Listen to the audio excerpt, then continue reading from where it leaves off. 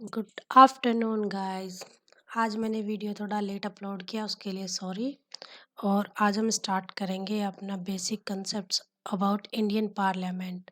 तो ये सब चीज़ें हमने पिछले वीडियोस में जो भी देखे बेसिक कंसेप्ट्स थे वो भी, बट ये भी इम्पोर्टेंट है। ये थोड़ा ओवरव्यू मिल जाएगा इंडियन पार्लियामेंट के लिए। तो चलो अब हम स्टार्ट करते हैं बिना देरी के। प्लीज़ सब्सक्राइब, उससे पहले please subscribe my channel, please support me, thank you.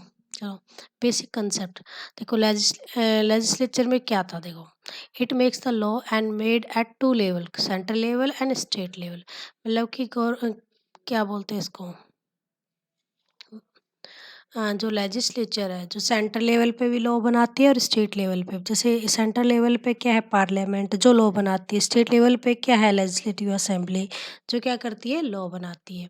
तो ये लॉज को इम्प्लीमेंट कौन करता है, वो करता है एग्जीक्यूटिव। एग्जीक्यूटिव कौन होते हैं देखो, एग्जीक्यूटिव जैसे कि हमारे सीओएम जो एग्जीक्यूटिव काउंसिल जो बनाती है, कौन बनाता है, अपने सीएम तो at state level and PM at the central level. और उसमें जैसे गवर्नर एट स्टेट लेवल, मतलब कि एग्जीक्यूटिव में कौन कौन include, COM, president at centre and COM CM at state level. तो अब चलो यूनियन लेवल का देख लेते हैं, ठीक है। Union level. The parliament is made up of Rajya Sabha, Lok Sabha, and member of these houses are known as member of parliament. जो एमपी होते हैं वो क्या कौन होते हैं, हमारे मेंबर ऑफ पार्लियामेंट। इसको मतलब फुल फॉर्म दे रखी है कि मेंबर ऑफ पार्लियामेंट क्या है और एमपी कौन है, ठीक है। तो ये चीज़ देख लेना थोड़ा बहुत। इससे क्या होगा कि कुछ चीज़ें बहुत बार ऐसी छोटी छोटी चीज़ें होती है जो बहुत कंफ्यूज कर देती है क्वेश्चन के टाइम पे, बट जबकि हमें पता होती है। तो ये सब चीज़ें एक बार देख लेना। Presently, there are 543 members at after 104 Amendment Act। 104 Amendment Act के थ्रू क्या किया था, एंग्लो इंडियंस को इन्होंने क्या कर दिया था कि जो नॉमिनेट करते थे एट राज्यसभा, उनको हटा मतलब सॉरी एट लोकसभा उनको हटा दिया, उसको मतलब अबोलिश कर दिया। ये प्रोविज़न था।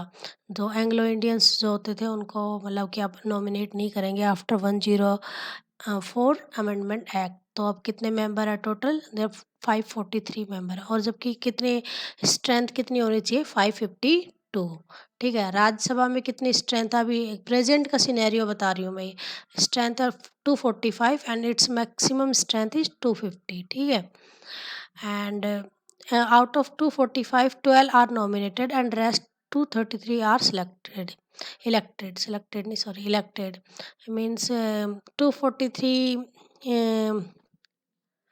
नहीं sorry, 245 members are the total strength, नहीं, total strength at present, whereas maximum strength is 250।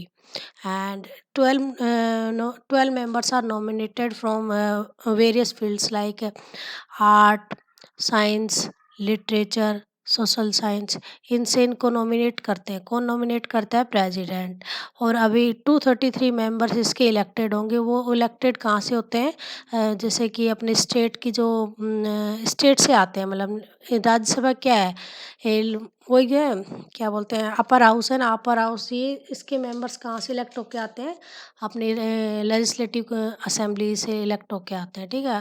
Her party का अलग अलग वो होता है, उनका रेशियो वो बाद में पढ़ेंगे, ठीक है। Discuss about the tenure, tenure discuss करते हैं इन सभी की। एक मिनट, ही ज़्यादा नीचे हो गया, नहीं, ठीक है। हाँ, purpose of Lok Sabha election, election के मतलब लोकसभा के जो इलेक्शन है, एलएस क्या है यहाँ पे, लोकसभा, ठीक है। लोकसभा के इलेक्शन के टू पर्पज़ है। एक तो इलेक्ट द लेजिस्लेचर, लेजिस्लेचर बनाने के लिए, क्योंकि वो लॉ बनाने के काम आएगी। And to know the party which come in security and in majority, मतलब कि कौन सी पार्टी, मतलब एक जान ले कि कौन सी पार्टी मेजोरिटी में आएगी इंडिया में, उसके लिए भी इलेक्शन करवाते हैं। And PM can form any house, मतलब पीएम है ना, जो कोई से भी हाउस से बन सकता है। ये भी इम्पोर्टेंट पॉइंट है। जैसे राज्यसभा, ये बहुत बार क्वेश्चन आता है कि PM only elected from the, मतलब इलेक्टेड फ्रॉम द कहाँ से, मतलब राज्यसभा से या फिर लोकसभा से। ऐसा क्वेश्चन आ जाता है, बहुत बार आता है ये ऐसे क्वेश्चंस। और ये बहुत ट्रिकी होते हैं, मतलब कि समझ नहीं आता, कि सबको लगता है कि हाँ भाई ये तो लोकसभा से आता होगा, जबकि ऐसा नहीं है, किसी भी हाउस से आ सकता है, ठीक है। PM chooses the minister from both Lok Sabha and Rajya Sabha. PM दोनों हाउस से क्या करता है, अपने मेंबर्स को चूज़ कर सकता है, अपने मिनिस्टर्स को, जो सीओएम बनाते हैं, काउंसिल ऑफ मिनिस्टर की जो एक कमेटी बनती है, मतलब जो मेंबर्स होते हैं, और जो मिनिस्टर जिनको अपने अपने डिपार्टमेंट दिए, जैसे finance minister, defence minister, and जो भी मतलब ये सारे जितने मिनिस्टर्स हैं, इनको कौन सेलेक्ट करता है, पीएम सेलेक्ट करता है, और ये किसी भी हाउस से सेलेक्ट कर सकता है। और these members are known as the council of minister. ठीक है, इन मेंबर्स को क्या बोलते हैं, council of minister. A minister can be from any party, मतलब कि एक मिनिस्टर ना किसी भी पार्टी से आ सकता है, उसका कोई वो नहीं है कि रूलिंग पार्टी से आए या फिर मतलब कि उसी पार्टी से आए। तो इसीलिए मतलब कि पीएम के ऊपर डिपेंड करता है कि वो कौन सी पार्टी से अपना मतलब कि मिनिस्टर्स को चूज़ करेगा। अब चलो स्टेट लेवल पे थोड़ा देख लेते हैं। The six states have the two house. Two house कौन से होते हैं, जैसे अपने इंडिया में राज्यसभा और लोकसभा है, वैसे टू हाउस सेंट्रल लेवल पे है ये तो, और स्टेट लेवल पे भी होते हैं, जैसे टू हाउस, एक तो लेजिस्लेटिव काउंसिल है और एक लेजिस्लेटिव असेंबली। देखो यहाँ पे लिखा legislative assembly. State legislative assembly को क्या बोलते हैं, जो उनके मेंबर्स होते हैं उनको क्या बोलते हैं, एमएलए, और जो स्टेट लेजिस्लेटिव काउंसिल होती है उनको क्या बोलते हैं, एमएलसी। तो देखो कौन कौन सी स्टेट में एमएलसी है, मतलब कि टू हाउसेस है। देखो उत्तर प्रदेश में है, बिहार में है, महाराष्ट्र में है, कर्नाटका में है, आंध्र प्रदेश में है, ठीक है, और कौन है, तेलंगाना में भी है। ठीक है, ये चीज़ याद रख लेना, बहुत बार क्वेश्चन आता है ये वाले, मतलब कि कौन कौन से स्टेट्स में टू हाउसेस हैं, कौन सी स्टेट में टू हाउसेस नहीं है। ये वाला क्वेश्चन बहुत ही मतलब बहुत बार कभी कभी ऑप्शंस में फंसा देता है। ठीक है, एंड अब स्टार्ट करते हैं। The majority party in the state election form the government and leader of the party chooses CM. मतलब कि वही सेम सिनेरियो जैसे अपना सेंटर पे है, वैसा ही सिनेरियो हमारे स्टेट लेवल पे है कि जो मेजोरिटी पार्टी जो इलेक्ट होके आई है, इलेक्शन जीत के आई है, वही पार्टी का कोई लीडर अपना इलेक्शन मतलब सीएम चूज करेंगे, और वही जो सीएम बनाएंगे वो अपने क्या बना सकता है, अपने हाउस बना सकता है, अपने सीएम चूज कर सकता है, अपने मिनिस्टर्स बना सकता है। तो state legislative assembly and state legislative council, मतलब कि ये भी वही चीज़ है कि अगर जैसे हमारा पीएम कोई से भी हाउस से आ सकता है, वैसे ही सीएम भी किसी भी हाउस से आ सकता है, लेजिस्लेटिव असेंबली से भी आ सकता है, लेजिस्लेटिव काउंसिल से भी आ सकता है। ठीक है, अब हम पढ़ते हैं अगला अपना।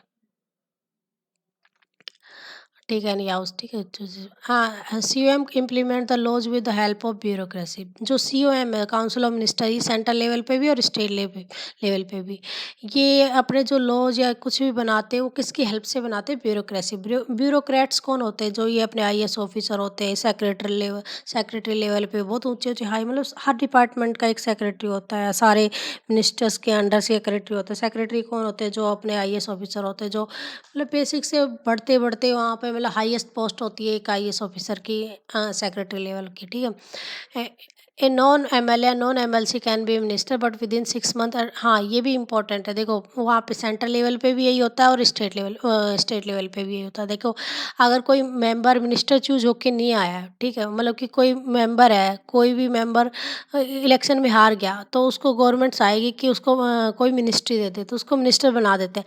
बट उसके पास एक वो होता है, और मतलब कि एक लो साइड इफ़ेक्ट है, साइड इफ़ेक्ट भी नहीं कह सकते, बट हाँ उसको क्या है, विद इन 6 मंथ के अंदर अपनी मतलब किसी ना कहीं से कोई ना कोई सीट लेनी पड़ेगी, जैसे चाहे तो वो नॉमिनेशन से थ्रू आए या इलेक्ट होके आए, मतलब 6 महीने के अंदर अंदर उसको पार्लियामेंट का मेंबर बनना पड़ेगा। जबकि वो पहले क्या था कि वो हार गया था इलेक्शन या फिर वो मेंबर नहीं था हाउस का, तो उसको मतलब कि सरकार ने मतलब जो मेजोरिटी गवर्नमेंट आई बनी, उसने अपने उसको क्या बना दिया, मिनिस्टर बना दिया, बट उसको विद इन 6 मंथ के अंदर अंदर उसको उसका मेंबर हाउस का मेंबर बनना पड़ेगा। MLC are both elected and nominated. Same वही है, इसका पूरा डिटेल में आगे पढ़ेंगे पार्लियामेंट के अंदर, जैसे स्टेट पार्लियामेंट, स्टेट का जो स्ट्रक्चर पढ़ेंगे ना उसमें, जैसे हमारे जो राज्यसभा के मेंबर्स हैं उसके तो फिक्स है ही भाई, इलेक्टेड होंगे और 12 मेंबर नॉमिनेटेड होंगे। बट एमएलसी में थोड़ा अलग सिनेरियो, जो 1/6 जो इलेक्ट होंगे या फिर 1/3 गवर्नर, मतलब ऐसा कुछ है, वो थोड़ा मेरे को डिटेल में अभी याद नहीं है, बट मैं वो देख के फिर मैं आपको बता दूँ, पर वो डिस्कस करेंगे ही आगे। चलो, thank you so much, please subscribe my channel, bye bye.